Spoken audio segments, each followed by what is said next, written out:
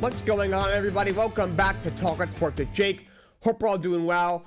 So let's start out with the Carolina Hurricanes. They extend Seth Jarvis, 8 years, $63.2 million. I think it's a really good move for Carolina Hurricanes. They obviously came up short yet again last year, losing to the New York Rangers in 6 games in the Eastern Conference semifinals. They kind of do every year. You lose a couple of pieces, but they try to keep as many as they could. Obviously, you do end up bringing back what's his name? The coach, Rod Brindamore. And you lock up Seth Jarvis. Jarvis is a really good player. He's still really young. And he had a career last year, 33 goals, 34 assists, 6-7 points. The year before, he had like 40 points, something like that. So big breakout year for Seth Jarvis. Turned into the starter making that they thought he was going to be. He's only played 3 years in the league. He's still really young. And he's locked up for the near future. Unfortunately, the hockey world had some really just sad and just gutting news. Columbus Blue Jackets player Johnny Gaudreau and his brother Matthew Gaudreau were just sadly killed in just a horrible, horrible tragedy a couple of days ago. They were riding their bikes in New Jersey. They were in New Jersey because it was their sister's wedding, and the wedding was taking place in New Jersey. They're riding on their bike. A driver who was intoxicated while behind the wheel tried to pass them on the right side, and he ended up hitting them, and they ended up, unfortunately, passing away. It's a horrible, horrible tragedy. Johnny Gaudreau was an incredible player. He was a 7-time All-Star. He only played in the league 9 years. He was a 7-time All-Star. He was one of the best players in the league. He was honestly on a Hall of Fame pace. Of course, he was drafted as a high draft pick by the Calgary Flames. Excellent career at Boston College, one of the best hockey programs on the entire planet. And he ended up growing into a superstar player there, and then got a huge contract a couple of years ago from the Columbus Blue Jackets because of how good he was in Calgary, and continued to be an elite level player the last couple of years for the Columbus Blue Jackets. And this is just a horrible, horrible tragedy. For what it seemed, he seemed like a really good guy. Everyone that you talked to, his family, friends, teammates, everyone said that he was just such an incredible person and just a great guy and fun to be around. Just incredibly sad. He was only 31 years old. His brother Matthew was only 29, I believe. It's just so sad. And just a little message to people out there. It's 2024. There is 0 reasons that you should be getting behind the wheel while you are intoxicated. There are thousands of options out there. You can call an Uber. You can call a Lyft. There's plenty of other services like that out there as well. You can call a friend. You could walk, cab, taxi, depending on where you're located. Just horrifying tragedy that happened. And rest in peace to Johnny Gaudreau and his brother Matthew Gaudreau. All right, so MLB, we are winding down. It is September 2nd. We are into the month of September. September baseball. Buckle up. So let's talk some baseball. Let's take a look at the standings as they sit right now. American League East, Yankees at 79-58. They're a half game ahead of Baltimore. They were a game and a half up, but they lose the last couple to St. Louis. Baltimore picks up a win last night. So Baltimore now only a half game back of the New York Yankees. And we're going to have a mic request. It's going to be Neil Kumar. He's going to return. He came on last week, and he is back again today. Neil, how are we? Hey, not bad. No, it's happening. Happy Labor Day. Yes, happy Labor Day. Totally forgot about that. Happy Labor Day, everybody. Neil, how are you? Not bad. Fresh off a football draft last night. Okay. Fantasy app. So, and I think I got an A+ on the report card. I got it. That's good. In my email. So, and it says that I'm going to go 11-4. That's a prediction. So, awesome. According to that, I won the draft. So, you want to quickly hear the roster? I know you were talking about baseball. Oh, yeah. Fire away. Okay, I'll give you the quick roster here, then we'll jump into the baseball because I want to tell you some stuff about right. I want to chime in on some of what you're talking about there. Mm-hmm. Okay, real quick. So, because this league, it was a 16-team league. It shrunk to a 14-team league. Okay. And so it's the place that I used to work at, but I'm still part of the league. So, anyway, basically, they all eat up the quarterbacks early in the first round, in the first few picks, Okay, yeah. Just jump on the quarterbacks. So, I took a quarterback in my second pick. I took Lamar Jackson because I'm like, I got to wait 24 more picks, and I'm not going to quarterback. And if you don't have a good quarterback in a deep league, you're kind of screwed. Yeah, you're in a tough spot. Yeah, so I took Travis Kelce first. They all laughed at that, and I started saying I was a Swiftie fan. I'm like, yeah, well, I don't want to be Njoku and Zach Ertz and all these guys. Yeah. My tight end. So I took care of that right away. And then I went and got Jackson, and then I got Debo Samuel. I took T. Higgins, even though they're kind of saying that he's kind of on the outs with the Bengals, or they need a contract over there. Yeah, he'll be there. I think that's a good pick, T. Higgins, especially in deep league like that. I'm so happy to hear that. Any feedback is great. This is another one that I think that I want your feedback on is Najee Harris. They're actually talking about him like he's great in real football, but not in fantasy. But he still gets over 1,000 yards a year. So like, I don't know what are your thoughts on that pick. That's my secondary RB, as a matter of fact. But when you hear the two other backups that I got as running backs, I think you're going to be pretty impressed. I don't think the league knew about these guys. I think you and I know about them being in Dynasty. But the two rookies, I got Corum and I got Worthy. So I think that's pretty good for the bench. And I took Bryce Young. You know, I'm a big fan of him. You and I made a deal from the Dynasty. I got him as my backup quarterback. I got Austin Eckler as well. As on the bench, and then my kicker is Moody, my defense is Bills, and that's my team. So I think that's pretty good for deep league. Yeah, I think that's a very good team. And in the 14-team league, standard is usually 12, 10's a little bit light, and 14's obviously a little bit deeper. There's gonna be guys in a 14-team league that if it was in a 12 might not would have went a lot earlier or a lot later, or would have ended up not being owned at all. So I think that's a solid team. The good news is you have one of the 3 probably best quarterbacks in fantasy football in Lamar Jackson. You have probably the best tight end in Travis Kelce. That alone, if you have an elite quarterback and an elite tight end in a deep league, as long as you have solid backs and receivers, you should be okay, and you have that. I think so. So that's my plan tonight. I'll tell you. So tonight for our Yahoo League, the one that I run, we got a 10-team league. Nobody wants it more than that, but I'm okay with it. So anyway, so that's happening tonight. I got the number 1 pick. So my plan is I'm telling you because you'll be safe with it. So right. I'll take McCaffrey because he's number 1. Yep. Then I'll take Travis Kelce, and then I'm gonna probably take Josh Allen if he hasn't been picked up yet. Yeah. If not Josh Allen, probably take Lamar Jackson because last year Mahomes wasn't great in fantasy. He was kind of off and on. He was really slow. Yeah. He had some injuries too. Yeah, so I don't know. What do you think about him this year in fantasy? You think he turns it around, or what? Like, because in case I have to pick him up, because I actually went into this year thinking, okay, I'm going to make him my quarterback because he always does pull up at the end of the year. But you need a quarterback all year long, and I know that Josh Allen's going to be running the ball all year long, more so than ever. Because we talked about this before. He doesn't have. I don't know what we think. We'll have to wait and see what his receivers are like, but it's not as strong as it was before. I don't think without Diggs. So we'll see. I think Curtis Samuel's the guy, in my opinion. I think he's the X factor. So I think Josh Allen runs the ball a lot more, getting a lot more points, which he's ranked to be the number 1 quarterback. So I don't know. Yeah, that's what I'm going to go for. And then I'm just going to follow up right after that. I'll have, I'll go wide receiver. So in those first four picks, I'll get a running back, tight end, wide receiver, and a quarterback. Yeah, that's not a bad idea. I think Josh Allen in fantasy will be just fine. Will he be the number 1 quarterback? I'm not sure if he will, but he will be at worst the 4th or the 5th to me. He's still. I mean, the kid's still got a cannon. I'm sure he'll throw up for a decent amount of yards still.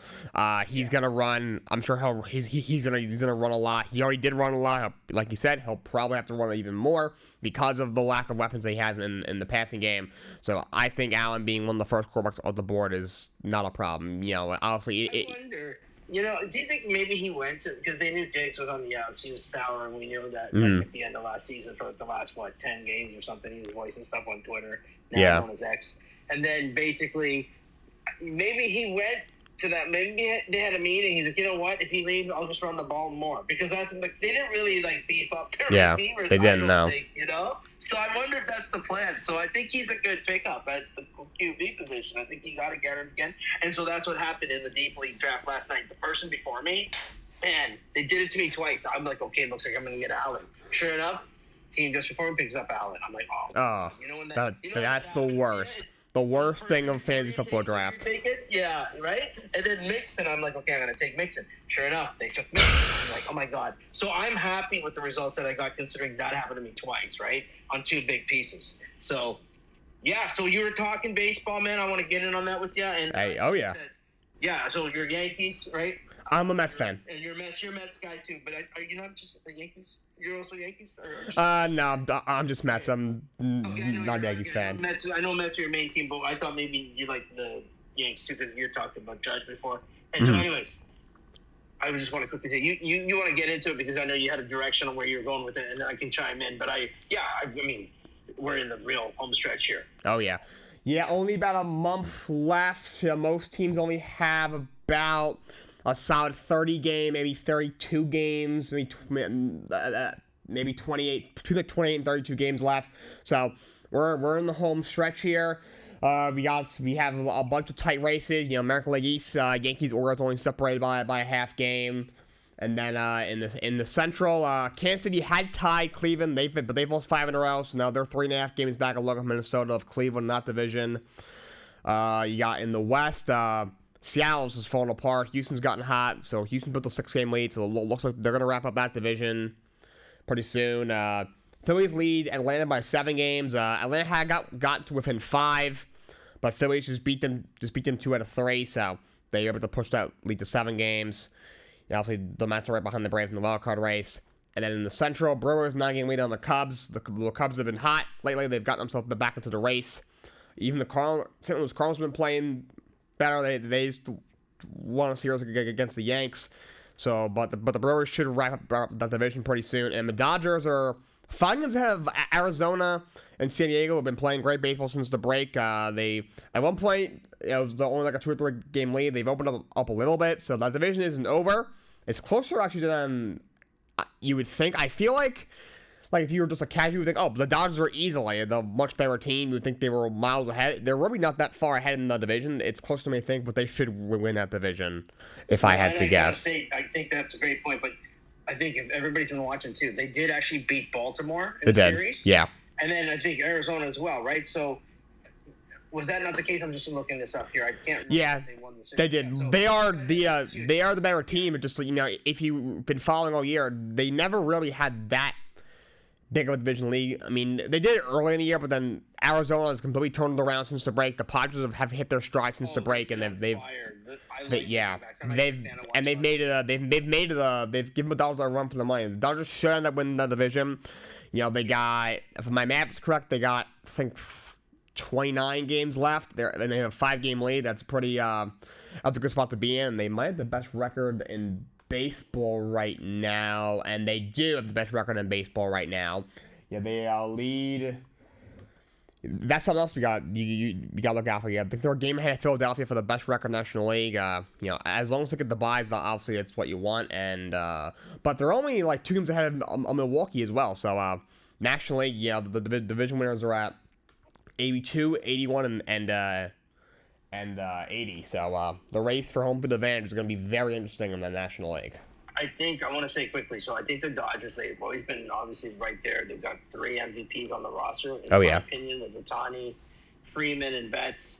So, and you have a pretty good catcher in Will Smith, you know what I mean? And then Theo Hernandez, like the Jays and the Mariners both foolish to be dropping that guy. Dodgers kills it, wins the home run competition. Probably going to be a Dodger for many years to come. I think the Dodgers need to get a closer. I wonder if Ohtani next season. This is a bit of fast forward here, real quick, but there was some talk with it. I was watching one of the Dodgers games, and they were saying that maybe Ohtani comes in as a closer next year. Really? Better closer. That would be interesting, right? Because that would be. Oh my God! Can you imagine? Freaking Yamamoto goes out there for 7 innings. Shuts you down. Ohtani, has 2 home runs. And then the 9th inning, you bring in Ohtani to pitch him in 9. Oh my God! Sure, he could, absolutely. And here's the other thing about him. Last year, before he got injured, he was having his best pitching season. Yeah. He already started an All-Star game before that, which I think would have been able to do it again last year. But then he got injured on the pitching front. Luckily, still able to hit. Yeah. A real quick, hilarious story. I know everybody in our league went in our baseball draft was happening. They let him drop down the 8th pick, which was what I had because of the scandal and all that. And thank God I got him because he's going to do 50-50. We talked about that. And he's going to do it. Like, come on. Like, every night he gets a stolen base, and it's like every other game it's a home run or maybe it's 2. And so you got those 3 MVPs. The only question about the Dodgers is their pitching. They keep getting injured. They just lost Kershaw. Not that he's being a major factor. Yamamoto is a big signing. They lost him. He's coming back. He's still got to work his way back. Glasnow's a huge blow. That was a great pickup. You know what I mean? And then they went and got Flaherty. Thank God. They always make a move. Flaherty's Yeah. going to pick up at the deadline. Thank God for that. You know, so and then I know they got Miller there and Bobby Miller, so they got to figure out what's going to happen to that rotation in the playoffs. And I think Phillies, I'm going to be real. I think it boils down, just cut to the chase. I think it's Phillies, Dodgers, NLCS. I think the Phillies are going to the World Series. I think over in the they have a good shot. I mean, they also have the experience. They went on a couple of deep runs the last 2 years as a wild card. Now they're going to be in as the favorite this time. You know, look, they obviously they have the bats. If Bryce Harper can get hot again, that will be definitely be a difference maker. And their rotation is really, really good as well. Yeah, absolutely. And then the pitching's healthy. That's the thing. If Dodgers had a healthy pitching situation, especially with their starters, they'd be all right. But I think that on the other side, I know, and so forgive me for the fact that I thought you're also a Yankees fan. I thought you're a New York guy all the way around because you like the Knicks, and so I know that's your team, and they are in a wild card situation. But with the Yankees, and I thought that Baltimore was the best team in the AL. Okay, so the thing about the AL picture is crazy because go back about a month and a half, and Cleveland looked like they're the best team. Yeah, right.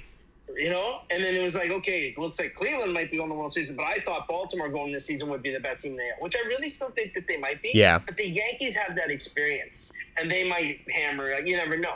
The Yankees organization knows how to get those first place titles. So that's what I'm saying. Like, it's shifting around now. The Kansas City Royals have been super hot, and they've had a chance to contend to get that Central Division first place position with Guardians, and they're fighting with them. So I think it's up in the air. I think the West sucks. I don't think there's any team. Seattle's just absolutely falling apart. They're only a game over 500 now. Hilarious. And they have a great closer, and then now they bring them out to too many innings. They don't know what they're doing. They got rid of the manager. It's all falling apart over there. They're not a factor. But Houston, maybe, because they've got that experience. You know, they find themselves in the LCS every single year. Absolutely. So I think I'm just going to boil it down. I was saying before that it was going to be Baltimore and Cleveland in the ALCS. But I don't even know if that's going to happen. I can see that. Yeah, now I think that the Yankees are in first place, like this is the thing, that so many moving parts in the AL picture. There's no one team that stands out to win it all. You would think it would be Baltimore, but now the Yankees are better than Baltimore. Yeah. Before you thought it was the Guardians, but now the Royals are almost better than the Guardians. Yeah. And then in the West, Houston's going to walk away with that title. How good are they? Because the West is kind of weak with the Angels, right? The Mariners, and then the Rangers, who kind of were trying to keep their heads above water, but they're just injured all the way around. Yeah. So, I think that it boils down to it. Now, I was saying before it was Guardians and Yankees, and then the Guardians. I thought the Guardians in July were going to go to the World Series. Now I don't know. I'm going to say maybe the Yankees, man. Because the Garrett Cole's starting to get going. You know what I'm saying? And Luis Gil comes back, which he's supposed to. He's got 2 more, I think, rehab starts. He just had a minor back issue. And you know what that guy was doing when he started the season. If he can pitch well, you need 3 solid pitchers, right, in your rotation going into playoffs.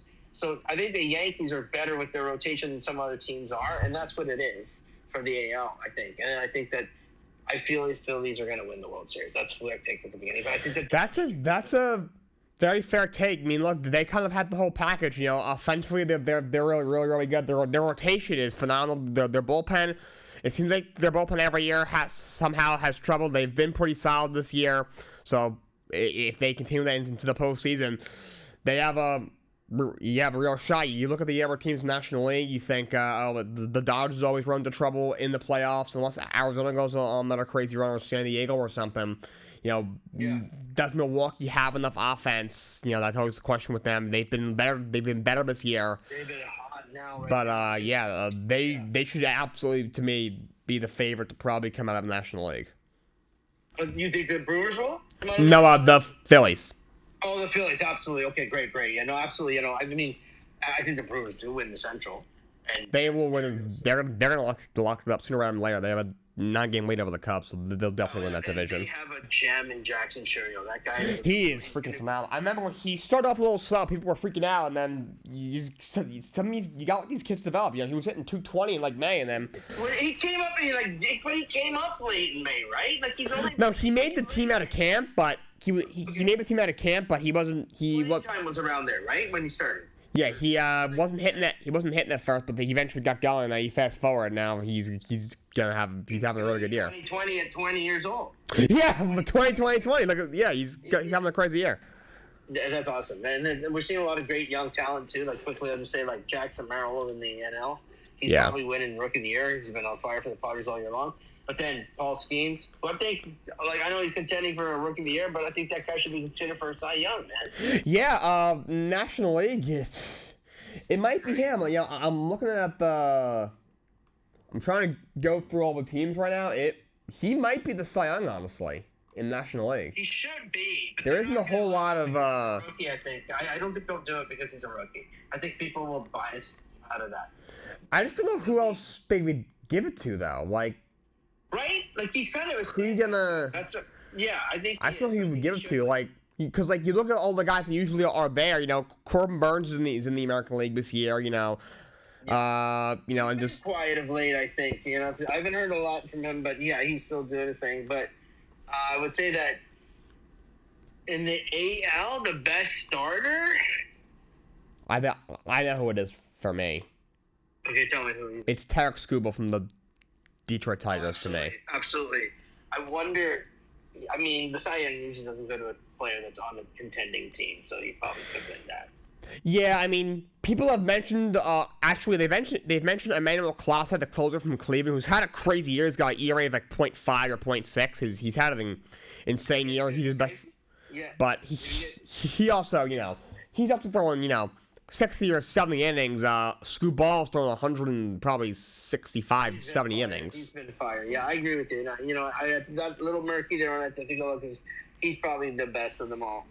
And I think Skeens is on the side too. And I think that just to wrap on my point there, basically, I'm just saying all this young talent is coming, and then you got Jackson Holiday for the Orioles too. Like they're going to be a great team for so many years to come. The next guy up is Ethan Holiday, his brother. Yeah. The Jays were now close to 500, so I thought they were going to tank to get this guy because they have a real shot at getting that first pick, and they could get him. And that's I would try to do that. I would also tank to get that guy so that you could have – because our situation in Toronto here, like we got to lock up Vlad. Yeah. Bichette sounds like he wants out.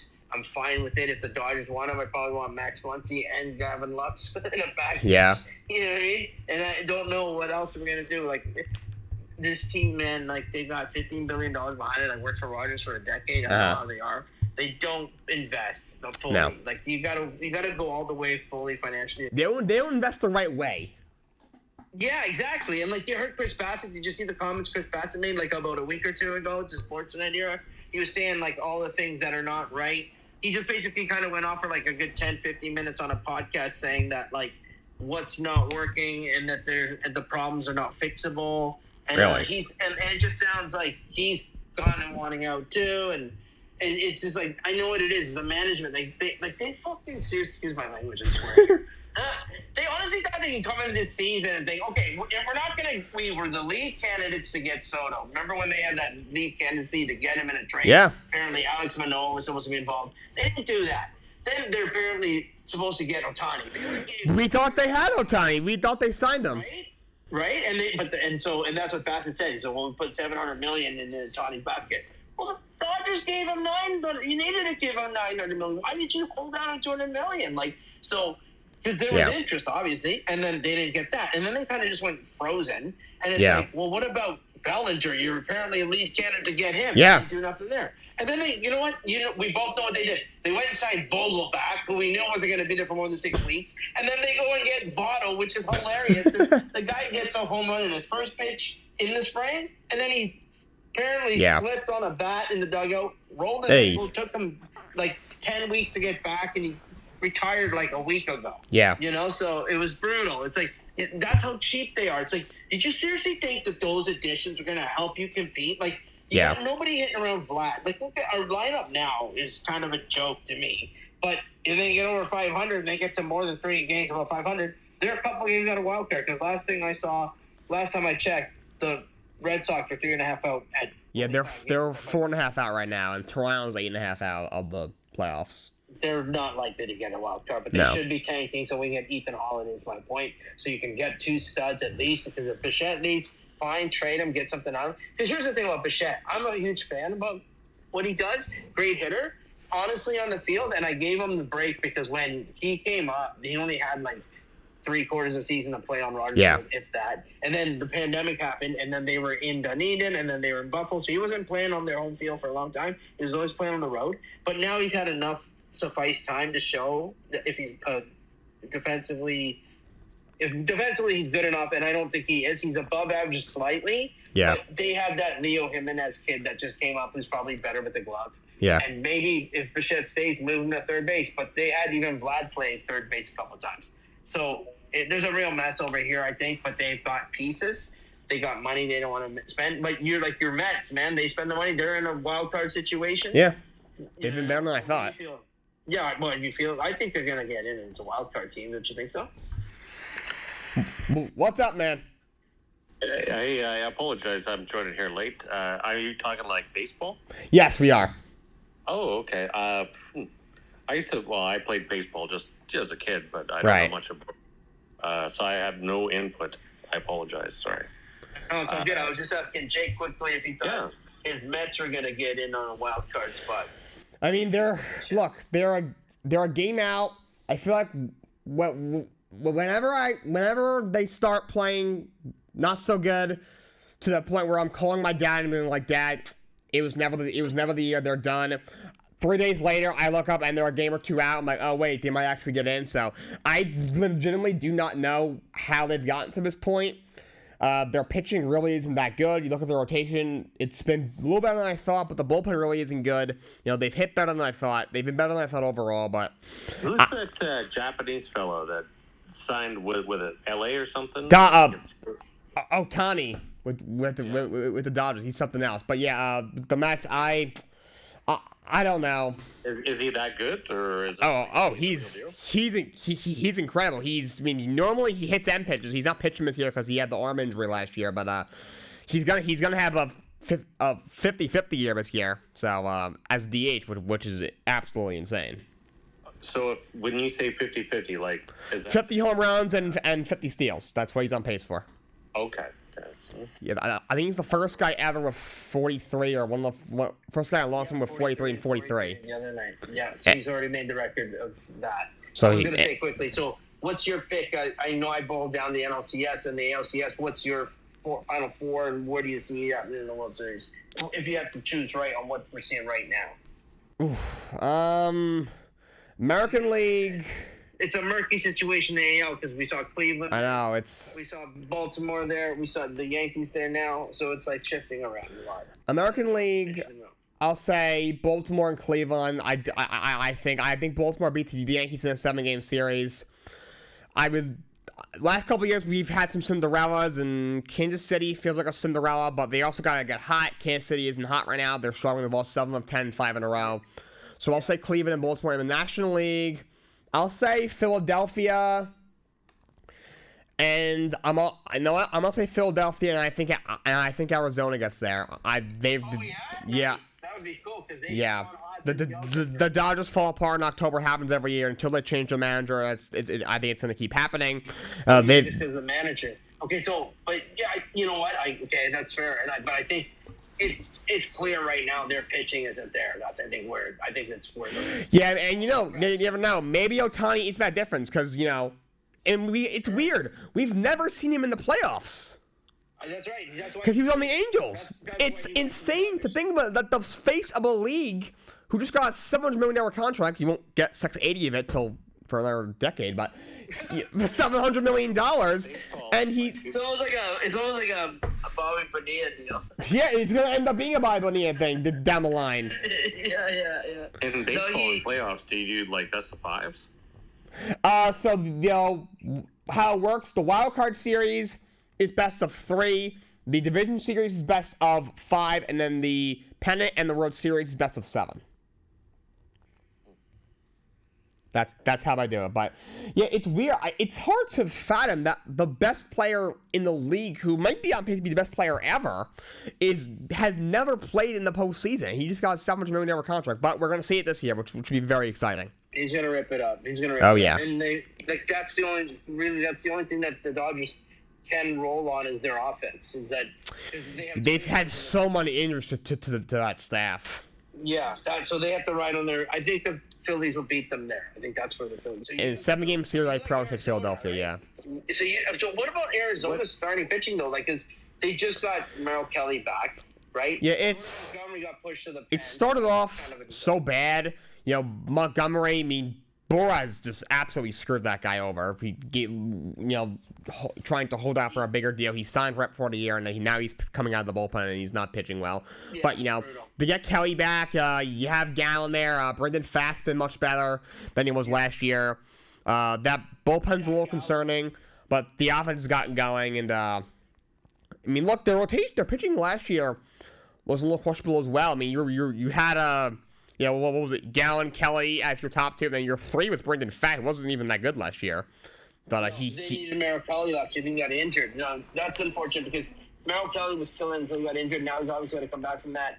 The thing about it, I want to say quickly, is Corbin Carroll, I think he's hit, he said it last night, he's hit somewhere in the double digits of home runs since the All-Star break. Yeah, he was having he had a rough first half, but he's completely turned it around. His numbers don't look phenomenal because of how bad he was in the first half, but if you compare them, he's actually been a lot better. Yeah, he's still hitting I think he's hitting 220, but I think he's got now 17 home runs and something like 60 plus RBIs. But he's got always giving you steals as well. I'll tell you real quick. I'll check his numbers. But yeah, good to see that on a sophomore season because you don't normally see that. A lot of players off their sophomore season, and this guy led the team to the World Series. Yeah, he had an insanely good rookie. I think he might have went 30-30 as a rookie. That's right, but he did. He was trying to do 40-40. He just fell short, I think, somewhere around there. But yeah. You're absolutely right. And I think that he's turning around in crazy mode because you don't ever see guys in sophomore slumps ever turn it around. They just kind of fizzle out and wait till the next season. Yeah. But he's turning right around. He has, yeah. What his numbers are, where he were at with this guy, he's killing it. He's now ranked number 13 in our fantasy league. He was really down in he got traded to me, if you recall. And so it was for Tanner. That's right. And I told him, the guy offered me Jimenez from the Guardians. I said, I don't need another shortstop.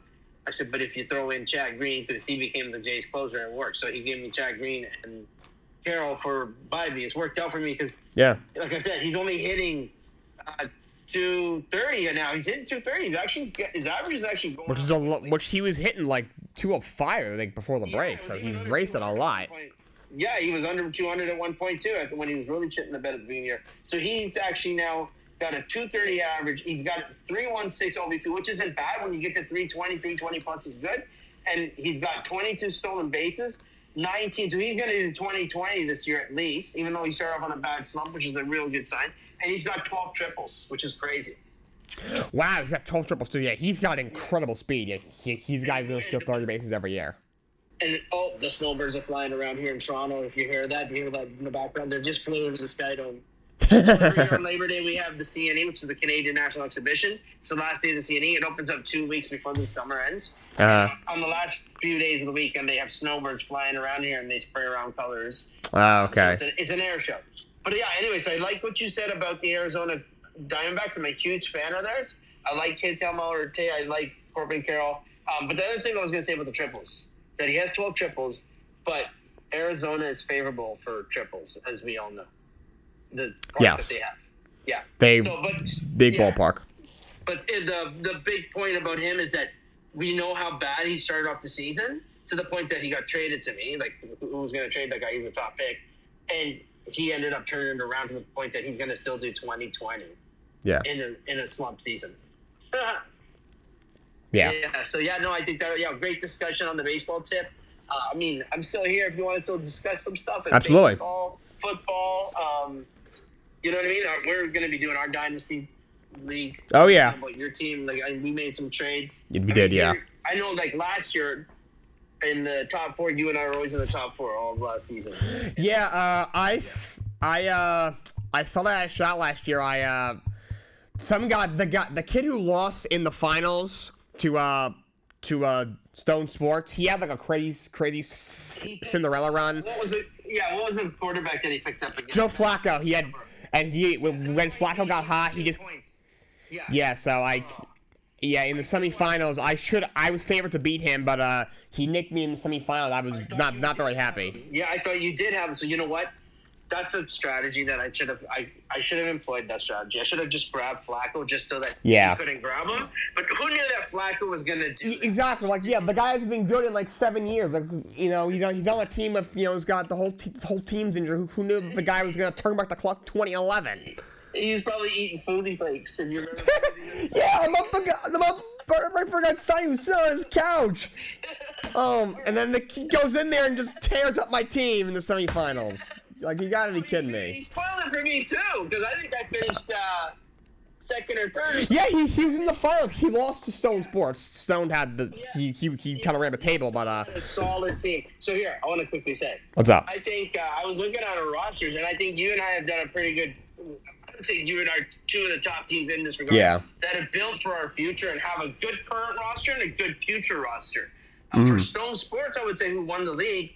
I would say, in my opinion, that I looked at his roster this year, and he looks like top heavy. Like he has good players for present day, but I don't think his future looks that great. I mean, yeah, he's definitely looking to win now. He won the championship last year, and he was pretty dominant. He was. That's what I'm saying. His whole starting line is amazing. Yeah, and it's a shame because I think I beat him one time in the regular season, so I thought, all right, if I get to the finals, I have a shot, but I didn't even get a shot, which is what really hurt. Because like I thought I had a shot to beat him. It wasn't like I thought I was going to get smacked in the finals. I thought I would have a shot, but it is what it is. You did too, because like I said, you and I were two of the teams, and we stayed in the top 4 all year long, and we were hovering around. I don't know if I ever touched first place. I think I might have for a minute, but yeah, we were there. I was honestly for most of it neck and neck with Stone. He beat me out, I think, for the first place spot, but I was like in like that second, third spot for pretty much the whole year, and then I didn't think I think I was second or third. I can't. Yeah. I think Stone, you and me were the top 3 teams pretty much the whole season. I think that's what it was. I think it was you were second, I was third, and then Armchair was 4th. Okay, yeah. So those were like the big contenders, and we just this Joe Flacco came in. This I forget I don't think whoever was in the final was still in the league. It might have been Brett. So I think it was Najee Najee by nature, I think it is. Yeah, it was him, and it's weird because like the year before he was absolutely awful because he had so many young guys, but he was better last year, but still he barely made the playoffs. But and then he had the Cinderella run all of a sudden, right? But anything can happen, and he got a hot quarterback. But I think that in terms of longevity, like in terms of current day roster and what we have in the future, you and I have a pretty good future. I'm happy with the players that I've got from like last year in the trade. With Jerome Ford, I managed to get him when Nick Chubb went down. I want to actually ask you, Nick Chubb, man, because this is a big thing for people going to fantasy drafts. A lot of people know. We talked about this last show you had. I think last time I was on your show, at least. Yeah.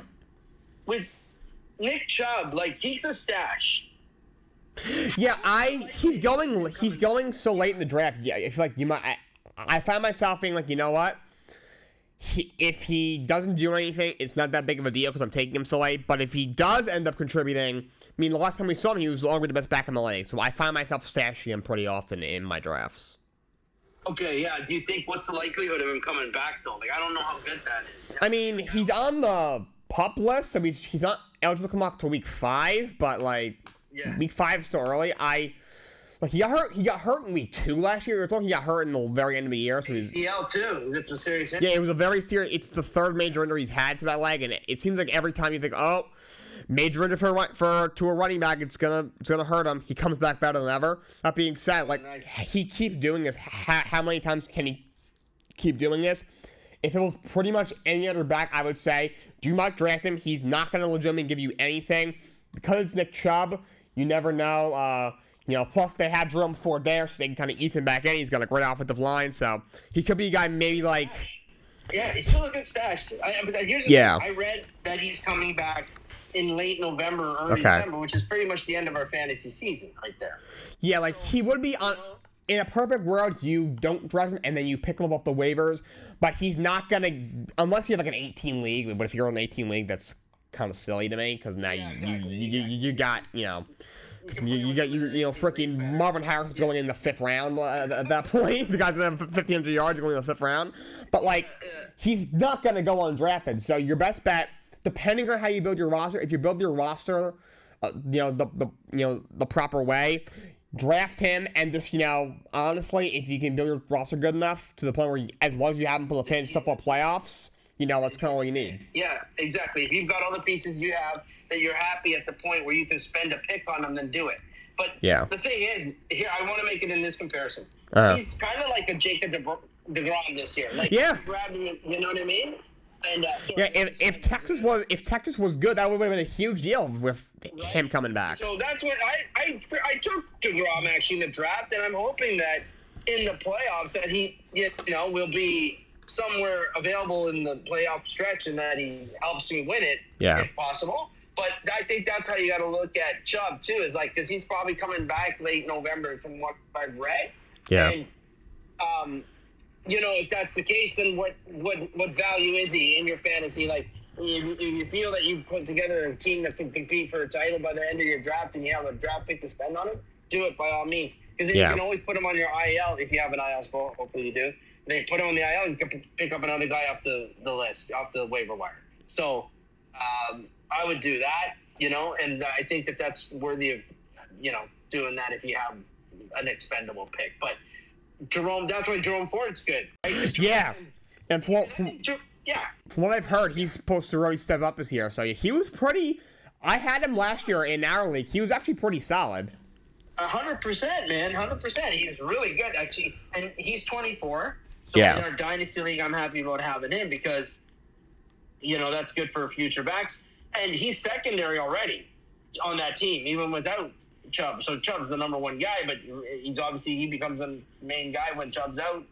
And, I think he's going to have a good season. So he's a sneak pick at the back end of fantasy drafts that people don't realize. If you feel like by the time you got through your first 5 picks and you're not really strong in the running back position, he's a back end guy that you can get. There's a lot of wide receivers that are still down there at the bottom, like like guys like Tank Dell and Stephon Diggs and Amari Cooper, like midway down, that you can still you can go if you want to get cover off quarterback tight end. If you try to do that in your first couple of picks, if possible, you're probably going Kelty, to get that to happen. That's what I'm going to try to do tonight. But I think if you can do that, if you can get your backs, you can kind of put your wide receivers. I mean, what I do, and I'm sure you would do it too. I'm going to go Travis Kelce, and I'm going to go. I'm going to go McCaffrey, then Kelce, and then I'm going to go probably Allen, and I'm going to go whatever top quarterback's available there in the third pick. Yeah. And then I'm going to go wide receiver. And I'm happy with Tank Dell and Devonta Smith. You know what I mean? Like I know those guys are secondary or third, but and Tank Dell might emerge as the main guy over there, in Houston. He could, yeah. Yeah, so where's Stephon Diggs at? I think Stephon Diggs should be still solid now that he's in a new situation, just like Mixon's going to be. So I think Houston's going to be a good team. I really do. Absolutely. So I think that, and C.J. Stroud's a good pickup too. Yes. If you can get. I did a draft last night where I picked him up. You did? So he's your starter? Yeah. For sure, man. I think he's exciting. He was awesome. We talked about it before he went the first 2 months of the season without throwing an interception or something like that. So I'm excited for Houston. I'm actually kind of feeling like I'm a bit of a fan of them, man. Yeah. Same here. Yeah. So I'll let you carry on. But I think Chubb's a good pick in fantasy, and since we're talking football, this happened. I haven't done a show since this happened. Ayuk finally got his little extension. 49ers locked him up, 4 years, $120 million, $76 million guaranteed. So he did all that drama just to re-sign with the 49ers. So the same deal too that they put on the table. I know. I'm sure they made some tweaks here and there, but they made. I don't think it's all good. I don't think it's like they're all happy with one another. Maybe he gets traded still. I mean, yeah, they won't trade him now, but honestly, they have so many contracts, and they have to pay Purdy next year. I don't know where they're finding this money. Do they have a secret stash somewhere? Because I don't know. Because they gave McCaffrey $19 million a year this year. They're paying their entire roster is just. I mean, their roster is stacked. That's why they're paying these guys are getting paid, what they're worth. But Purdy's a guy. Purdy might be another one of those mediocre quarterbacks that gets paid like he's elite because of the guys he has around him. They might have to move somebody, and if I had to guess, it won't be Ayuk because they just signed him. But if they don't value him as much as McCaffrey or Debo or Trent, you never know. Right? Yeah, and I think that you got to see it that way, too. I think I agree with you on that fully. But you know what? We talked about it. They need to win a Super Bowl. They do. They this is don't the have, year. A whopping wide window, I don't think. You know what I mean? So... Yeah, the window's closing. It's closing fast. And you're absolutely right about Purdy. He's really a mediocre guy who's going to get a big deal just because he has a Yeah. Because, look, is he a bad quarterback? No, but he's going to be paid like he's, Pat Mahomes, Josh Allen, Joe Burrow, Lamar Jackson when he's not. Yeah, exactly. I so agree with that. Because he was hyped up like that, and that is still the book out on that everybody says that he's not elite. Yeah. I don't feel he is. I think he's not. got the pieces around him. No, he's not. I don't think he is. I think he's got a lot of great pieces around him, and he can plug in. I don't know any other quarterback. If Tom Brady he should have got. I don't think he likes San Francisco. He's from that area, right? I don't think he likes the Niners for some reason. He's from down in San Mateo, which is just an outer city. He's an inner city. That's why there was so many rumors that he was going to go there because he's from there. Maybe a little homecoming party. He doesn't really have to do anything. Worked. Yeah. It would have worked, right? Oh, yeah. Look at all the pieces he had around him. It would have worked. Mm-hmm. He should have just retired when he won that last one. He should have, yeah. He lost his whole family because of it. And, all the backlash that he got after that, that's not... Yeah, exactly. It all didn't work out, actually, after that. But he should have went out on top. And I get that he still loves to want to come and play, but... And I even saw a rumor that he might come back again. But I know. He said, I might come back. Dude, you're 47 years old. Exactly. But you're 7 years younger than my dad. He looks a lot younger than that compared to my... He looks like he's much younger than my dad than he is. But, dude, you could easily be my dad. Stop. No, come on. What are we doing? Yeah, well, there you go. That's what it is, right? So, he's... But I want to ask you. We talked about it before. I'm expecting this to happen, but Pittsburgh, man, the situation with the quarterbacks here, that's a developing situation because they got Russell Wilson. They named him as a starting quarterback. Yeah. Everybody was so hyped about Justin Fields last year. That changed real quick. Yes. And what do you see in that? Russell Wilson's 38 years old, and he didn't really come... Yeah, he's 34 or 35, something like that. Yeah. He didn't come around in Denver, so... Is he going to be able to do it in Pittsburgh? And because, that's obviously why they went and got Justin Fields, because they're not 100% sure that Russell Wilson's going to stay their starting QB. Because I think Pittsburgh had some pieces to work with to be able to make something happen, right? What were they, 9-7 last year? What were they? They were 10-7, I think. 10-7, my bad, yeah. Right? So, and then they got ousted by the Bills in the first game, I think, in the playoffs. Yeah, right, so... they got something to work with. Then, so what do you see happening there? Do you think that Fields supersedes him? I think he will. Russ, I don't see what the guy has left. He's arm. To me, I've said this many times. What made Russell Wilson in the past, he doesn't do anymore. He used to have the best deep ball in the game. His arm is gone. The athleticism isn't there.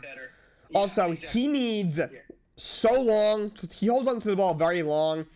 I don't think Pittsburgh offensive line is going to be that great. I know they're trying to say it is, but Jones is only a second year at the left tackle. They have a rookie Fatano. I don't know if he's playing guard or tackle. Samwalo is now hurt the first month, so I don't really expect much from that line, and that's what Russell Wilson needs.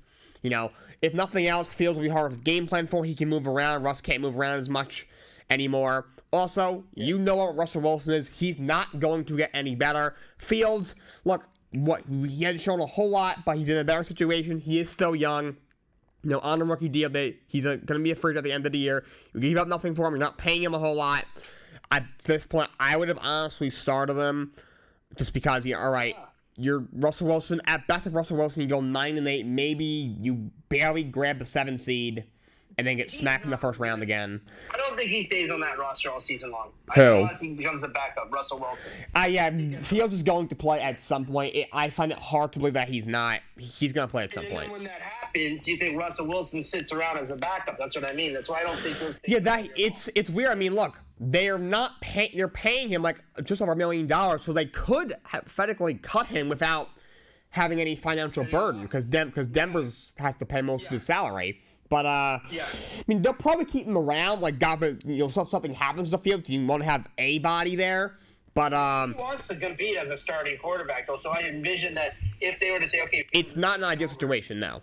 It's not an ideal situation. Having him sit there on the bench, just the kind of guy that he is. But I don't think they would cut him. But at the same time, I mean, if the guy isn't good enough, if the guy isn't cutting it, the guy isn't cutting it. He's not going to either, though. I'd be shocked. Yeah, exactly. We've seen this for the last 3 seasons, right? Like, and they don't run the ball that well either. No, they don't. So that's why, is Najee Harris a good pick? Not really, honestly. If you want to have him on the bench, that's fine. Yeah. Okay. But he is the definition of mid when it comes to the running back position. He's not bad. He's not amazing. He'll get you maybe 1,000 yards, 4 yards a carry or so. He'll catch a couple of passes a game. That's really about it. What do you have, 6, 7 touchdowns last year? Something like that. That's about what he's gonna get you. Maybe if he has a really good matchup and you're hurt, and maybe you throw him in there as a flex, maybe he'll give you 10, 12 points. So if you're looking from a fantasy perspective, he was crazy as a rookie and a sophomore. I know. He had a great rookie year, and I think because he just game is so simple. He's such a actually similar to Le'Veon Bell. That's why Le'Veon Bell kind of fizzled out on top of he sat out for a year because he's a dumbass. He screwed the Steelers and the Jets over with that one. And because he runs behind his line. And that's the thing. He runs behind his line. So I think as a rookie, you'll have as much film on the guy. Then you watch him you're like, oh, and also Pittsburgh can't throw the ball. So all I did was stack the box and he had nowhere to go. Yeah, and they moved Donta Smith. So who are other receivers? They got outside of Pickens, there isn't a whole lot there. Yeah, that's it. So they traded Deontay Johnson to Carolina for nothing. Yeah, and how is he? Okay, so quickly, I want to ask you about the running back situation of Miami, but quickly, how do you think Deontay Johnson's going to do over there in this Tennessee? I'm not expecting a whole lot because I don't see it from Bryce Young. What's up? Who's throwing to him? Who's going to be the quarterback throwing to him? For Deontay, I mean, it's Bryce Young. I don't see it with Bryce Young. I never really did, to be honest. Look, he had a tough deal last year. That's not a fair thing to give your guy in the first year. But the guy also was awful. I really don't see it. He doesn't have a very good arm. He's erratic. Look, to me, if he's as bad as he was last year, when the team is just overall better, at that point, I think you have to give up on the guy. I know it's only 2 years, but it's kind of similar to Zach Wilson. Yes, it's only been 2 years. He's still young, but he's just been so bad with, he has more to, if he's truly a franchise quarterback, should be able to elevate these guys a little bit. So I don't see it with him, so I don't expect a whole lot from Deontay. Okay. So, pardon me, by the way, I said Tennessee, I meant to say, obviously, Carolina Panthers. So, I confused myself thinking Pollard because he's moving over there to Tennessee. Quickly, who is the quarterback for Tennessee? It's Will Levis. Okay. You're not a top name. Is he top 20? I mean, look, he was a second rounder last year. He played a little bit last year. Started off okay and kind of struggled. I was very low on him coming out, but he played a little better than I thought last year. He's got a better setup this year, so we'll see what happens. Yeah, so not promising. Okay, so we talked the quarterback situation there. Running back situation in Miami because Dion. Yeah, that's an interesting one. Fire. Yeah, he was on fire last year. Got injured. Mostert's there. Because it comes down. This is what I'm asking you. When it comes down to drafting, Mostert's a nice pick, but you got to wonder what his touches are going to be like if A-Chain's going to be healthy. So what do you think? Most of the time when I see him going, he's like the first back on my bench, which I think is fine. He probably won't have 18 touchdowns again on the ground, but even if he has like 10 or 12, I think it's still good value. A-Chain is an incredible big play there, but he's 5'9", 180 pounds. He's not a 3-down guy. And then you drafted the kid in the third or the fourth rounds. You're right. So I think Motion is a fine pick. It's just because of the value that you have there. Okay. Yeah. So if he's healthy, you think that either of those guys are still a good pick? You think most are still going to have a, similar type season as what he had last year before? Like, those guys are still producing the same, you think? I don't think Mostert will do what he did last year because he led the league in touchdowns last year. I don't think he'll do that, but I think he'll be pretty solid, assuming he's healthy. HN when he's healthy is a little more bust, but with the big play value you have, I think he's a great pick. Going a little earlier than drafts I would like, but he's still a really good player, especially in Dynasty. And but yeah, I think Mostert should have a decent year, just not the year he had last year. Okay, good to know, man. Good to know. Yeah. Defenses. What do you think? I mean, is Buffalo still a good defensive team? Like, they're kind of falling down the ranks a little bit, but I got them as my defense in my deep league, fantasy deep league, for the NFL fantasy app. So I'm happy with that, considering it's a 14-team league. By the time I got around to picking it, but it looks like in terms of what we're seeing in the ranks, it looks like they got San Francisco the best defense again. And I think Baltimore second, I think Cleveland third, and this is in this fantasy app, the NFL fantasy app. Yeah. And then the Chiefs are fourth, and then you got Pittsburgh's in there, and then you've got Buffalo and Miami there as well. So, and the Cowboys. Did I mention the Cowboys? Not yet, no. I think I skipped over the Cowboys. Cowboys are near the top. They're probably like around the fifth best defense, sixth defense. So, I mean, what do you think about defenses? Like, where do you see defenses in terms of, like, what are the top ones to you? And when you're drafting, like, if you're okay with some of those other ones on the back end, like, I think I'm going to have to be happy with the Buffalo Bills defense, even though I don't think they're as strong as they were, like, 2-3 seasons ago. With defenses, personally, I don't pick that till, like, the very end of the draft. Defense and kicker, I don't pick to my last two picks. I don't think there's because I stream my defensive kickers. It's very simple drafting a kicker. Just get a kicker who's in a good offense, but one that's going to be kicking a lot of field goals. Like, for example, I think Cameron Dicker, I took him in my draft last night. He's high ranked, yeah. Yeah, he had a really good year last year. He's in a really good offense, but one that probably won't be scoring, won't be putting up like 35 points, but enough points to where he'll be kicking a lot of field goals. To me, he's a prime candidate. Young Mike Kuhn in Atlanta is kind of in the same boat. I found myself drafting him a lot towards the end of my draft. And defense, I pretty much stream. I just pick defense that has a good matchup. Like, in a lot of my drafts, I'm picking the Cincinnati Bengals defense because they're playing the Patriots week 1, and then, but I pretty much every year I have a different defense pretty much every week. Okay. Maybe I get lucky and I strike gold on the waiver wire. Like, the Saxonville year, I picked them up like randomly one week because I had a good matchup, and they were just so good. I just kept them for the rest of the season. And that happens. You can find a defense on the wire. Yeah, like sometimes that happened and you get lucky. But otherwise, a lot of times I've had years where I literally had a different defense every single week. That's usually that's how I do it. I think that. So I think I'm happy with the Buffalo Bills. I was gonna say the kicker for the New York Jets. What's his name? Greg Zuerlein. Zuerlein. Okay. How good is he? He's a good kicker. He's had a really good year the last 2 years for them. Obviously, because of how bad their offense was, he was kicking a lot of field goals. So he's a good kicker. Because he's up there, and I'm thinking. Yeah. I might be happy with him, like you said. Like, I've considered drafting him a lot. Obviously you never know if the quarterback goes down. They could they could fall into that historically bad offense category. But they were in that category the last year, and he was pretty solid for even fantasy wise. So. And you got to think about the teams and their offenses and how they're going to run them. And obviously, if the Jets are at their peak, are a great offense, but obviously you never know if the injuries in the offensive line there. They'll be running the ball primarily more so than passing it, right? They got Garrett Wilson. They should. I mean, that's what they should be doing. That being said, they should be doing that last year too. Yeah. So and then basically they'll be kicking the ball a lot for points. That should be the case.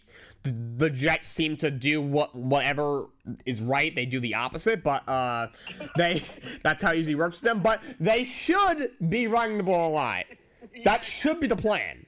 If it was me, I'll be the plan.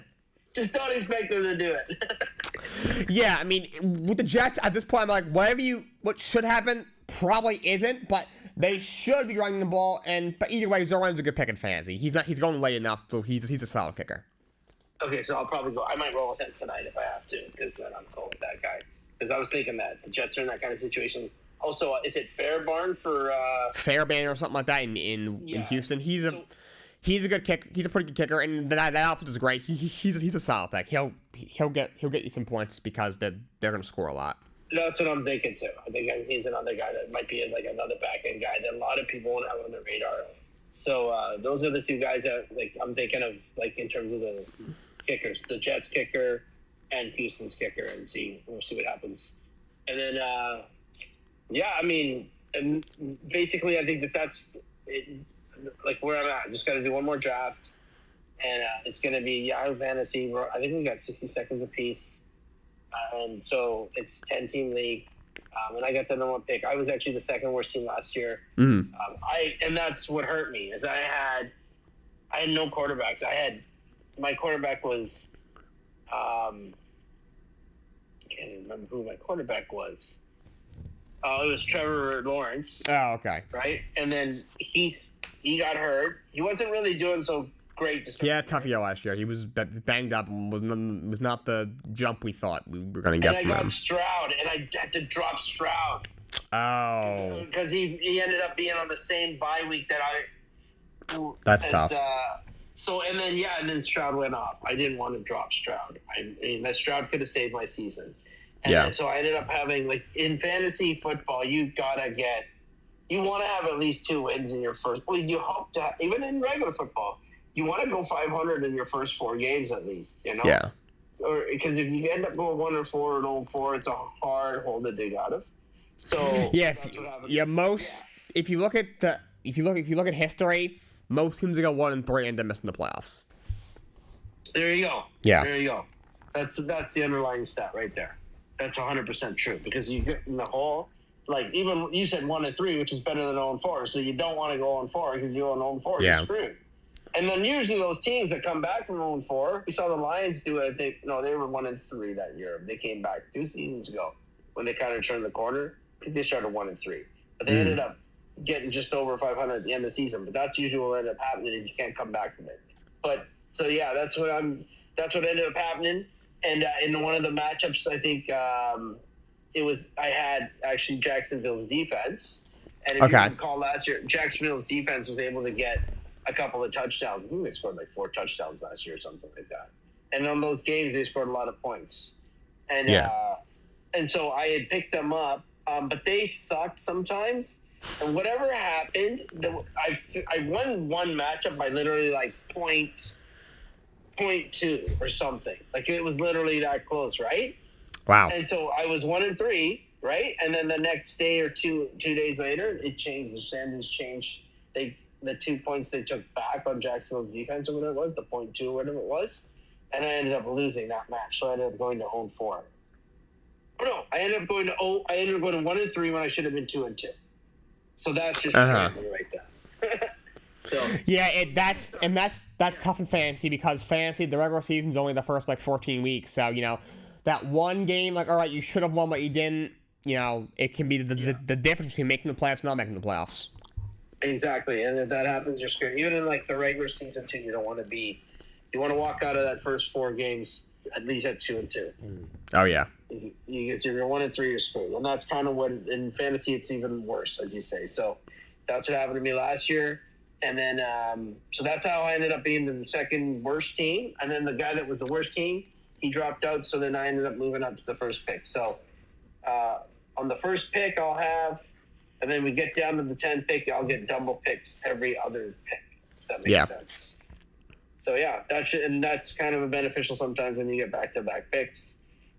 So I don't know. What do you think? Do you think that that's a good strategy? Because I know Travis Kelce probably isn't someone that a lot of guys are going to take in their first 3 picks, but it just kind of solidifies the tight end position. You know what I mean? Because you know how sometimes tight end, like you see in my dynasty league, I have that situation where tight end is kind of a situation for me where I have to fill a hole. I feel like I have to fill a hole. So that's why I kind of going with him because I just want to make sure I don't have an issue at that position. You know what I mean? Because I think there's enough other players at receiver and at back to be able to build. And then as long as you get a good quarterback in the front end of your picks, and it should be good. You know what I mean? What do you think? Is that kind of what you do in your strategy in terms of or do you just play it out in terms of who the best players are when they're there?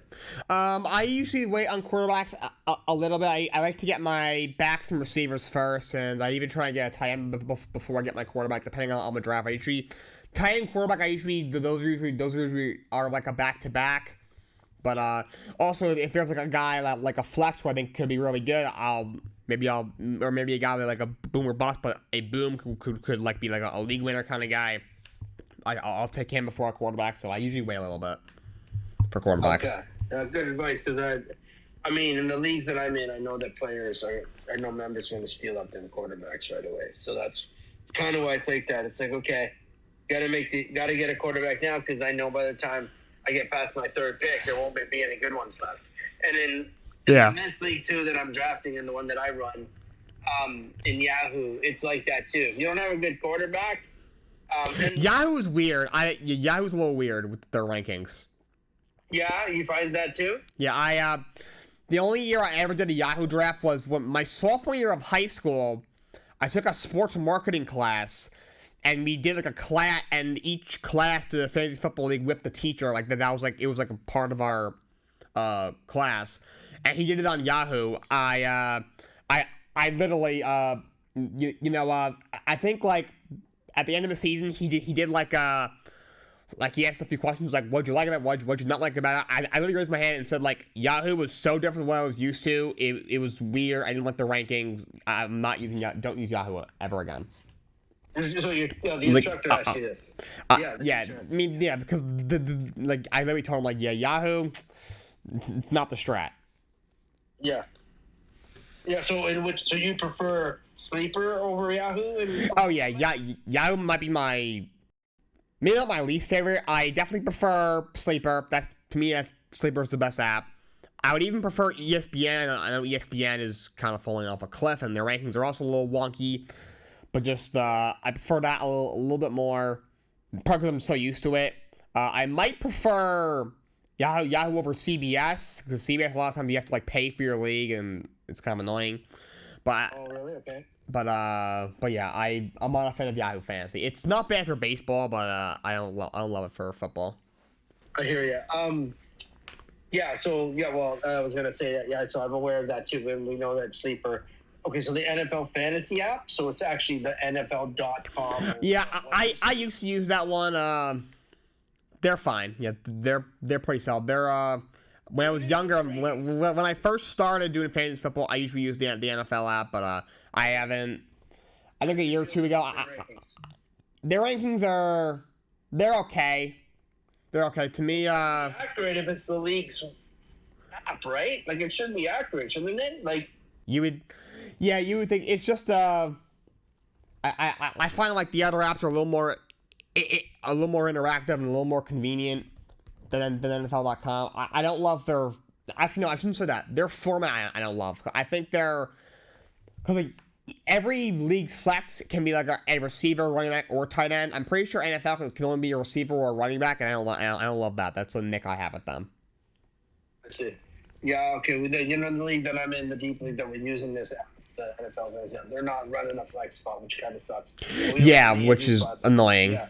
And we're forced to drop somebody, right? Like, so come bye weeks, like, if you don't have and also, ESPN and all, pretty much all these other leagues, you get much more spots on your bench. I think NFL only allows you 5 or 6 bench spots. ESPN, you get 7. Sleeper, you get, obviously, with the Dynasty, you're going to get God knows how many but you usually get at least 6 or 7, so I don't like that there's not that many bench spots in NFL.com. Yeah, so we got 4 bench spots. Which, to me is not enough. Yeah.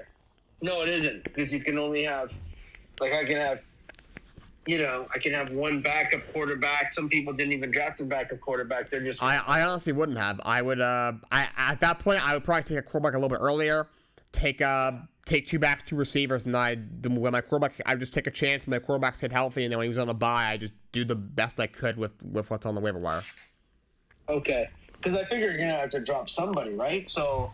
Yeah, exactly. Yeah, that's also tough. Like, it depends how deep the league is, but if it's in a 12-team league, you know, who are you dropping for, you know, who's a quarterback that'll be available that's like playable? Right. You know, backup spot in a backup role. You mean like, what's the guy for the guy that you got that is going to be New Orleans for future? Oh, Drake May. Yeah, like all right, maybe let's say he took over the starting role and he's a guy that you think can get you 15, 17 points one week. Yeah, like, I think he's a bottom end. Yeah, but like, who would you drop for him is the question. Exactly. Yeah. So that's what I think. I think like, I might have to drop Bryce Young when it comes to my bye weeks. Yeah, it depends. If you're in redraft, that's fine. But if you're in dynasty, are you dropping Bryce Young? I don't. Depends what happens this year. But no, it's not. So that's why I traded him to you because. Dynasty, I won't. No, I know. I'm not drawing it up. Yeah, because like I'm not high on him, but the guy's 22, 23 years old. I'm not dropping him. I appreciate that trade. No, I am not dropping him in dynasty. I mean, in the fantasy league, in the deep league. So where I used to work is the league that I joined in, and I'm still in it, even though I'm not there no more.